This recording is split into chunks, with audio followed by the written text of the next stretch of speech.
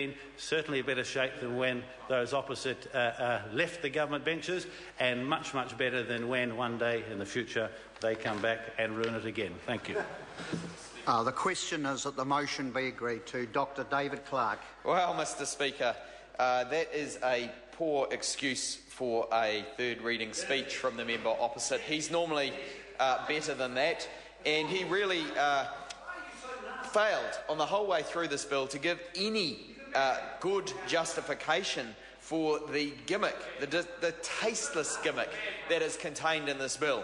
The movement by that party opposite to bring populist politics into the collection of debt for the student loan scheme. On this side of the House, we support entirely collection of student debt. Those that have borrowed in order to get ahead, to better their own lot, to better the lot of their families, we believe should repay the loans so that other generations can get ahead. This government takes quite a different view. It doesn't really pursue constructive options to regain the debt. It doesn't. It washes its hands of it and then gives these gimmicks out that can't be enforced, and if they can be enforced, are tasteless, are likely to alienate young New Zealanders, and instead it's focused on restricting access to education. This is the party that is restricting access to education. And let's not forget that the interest-free loan scheme that we have in New Zealand was introduced by the Clark Labor government. We had an interest-bearing loan scheme before that. And let's not also forget the many moves that Stephen Joyce has taken to restrict access to tertiary education. We believe on the Labor Party side of the House that every New Zealander should have the opportunity to get ahead, should have the opportunity to make the best of their talents, and if they choose to pursue tertiary education for their own benefit, for the benefit of their families, communities, whānau, they ought to have that opportunity, and they should not be restricted from studying on the basis of not having enough money in their wallets or in their parents' wallets to pursue their education. This government now supports the interest-free student loan scheme through gritted teeth. They have introduced administration charges because they could not introduce return interest to the loans without really facing a huge backlash. But the students of New Zealand have woken up to it. They're not popular on campus. When I've been to visit in Otago, there is a rising unpopularity among students as they realise this government is restricting access to education more and more and more and more. And I have an example of that. I hear an example called for from the other side. There's a 23% drop in the number of students claiming a student allowance in Dunedin this year as compared to the previous year, which shows that the government's policies are pricing New Zealanders out of education. Postgraduate students are no longer eligible to receive a student allowance, nor are students studying toward a degree that takes over 200 weeks to complete. This constant restriction of access to education is a pattern.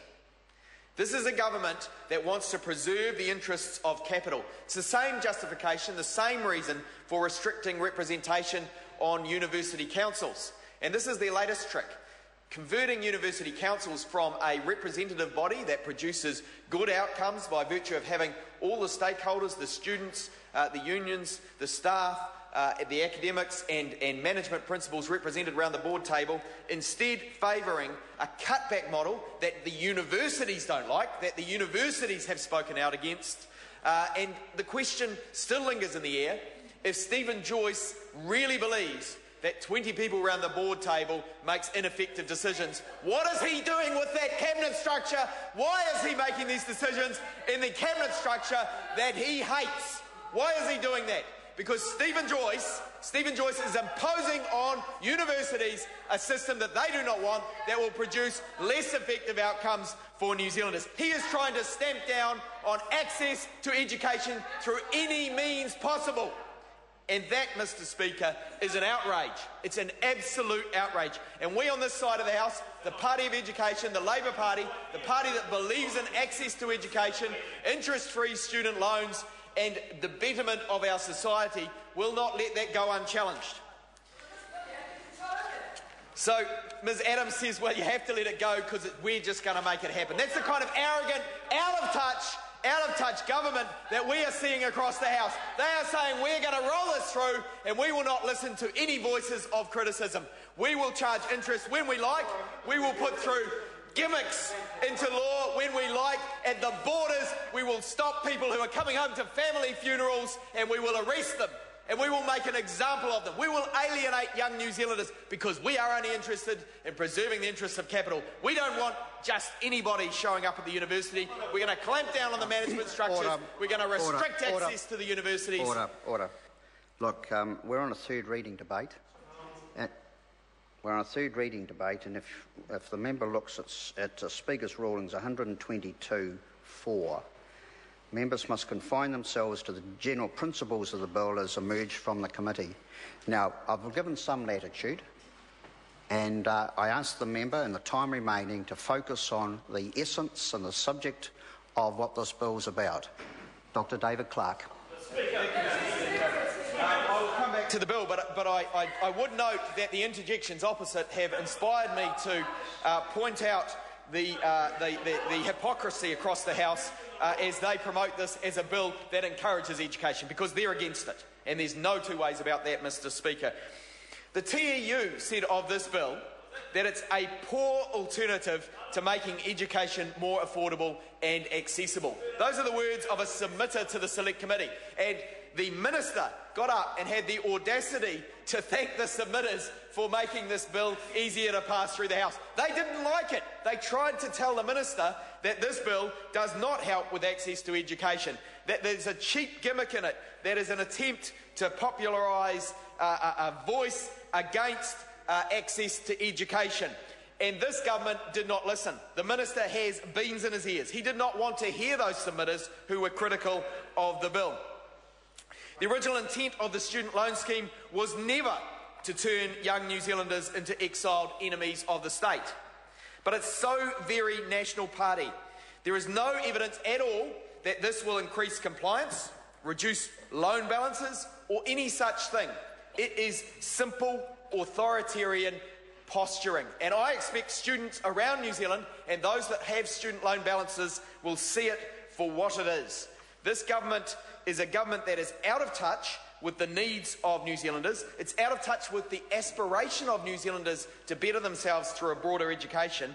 And that's why we have this measure in the bill that is designed to further restrict access. It's designed to keep some of our talent overseas, it seems, because they will be fearful of coming home for a family wedding or a funeral. The police, Mr. Speaker, have said in respect of this part of the legislation, the part that has the arrest at the border provision, that they simply don't have the resources to implement it. And so Mr. Sabin opposite, who was yelling before, might like to ask his mates in the police as to why they said that, as to why they directly criticised this aspect of the bill that we're debating now. Why his mates in the police said the national government has no idea whatsoever what it's asking for here, and that it cannot implement this bill. You would have thought they would have spoken to each other, but it's a government out of touch. It's a government out of touch that is not interested in engaging with even those who would do the work of supporting them in implementing the measures, the populist measures they're trying to introduce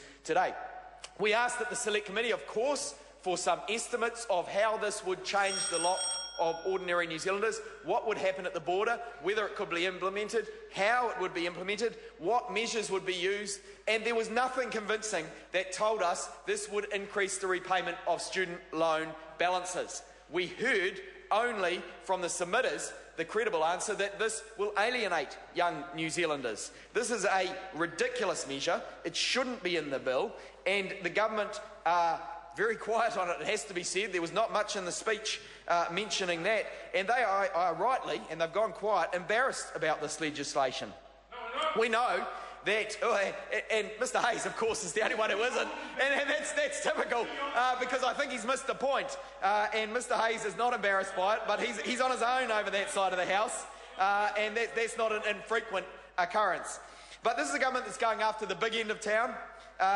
Is going after the interests of the big end of town. I wish they were going after the big end of town. They're more interested in chasing one or two New Zealanders coming through the border who have a few $1,000s outstanding but no means to repay it.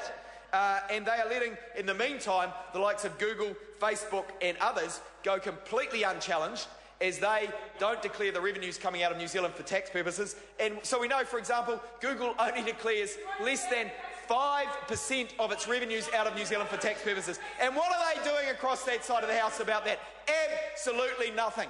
Absolutely nothing. They're chasing a few students saying, we're going to arrest you at the border if you come home. That's an arrogant, out-of-touch government that is posturing ahead of the election, that has no idea about how it's actually going to recoup the student loan balances. It's a government that is out of touch, out of ideas, and should be sent packing at the next election. They need a Labour government, the kind of government that is interested in broadening access to education, giving opportunities to all New Zealanders to better their lot for themselves and their families. I call Paul Goldsmith. Thank you, Mr. Speaker.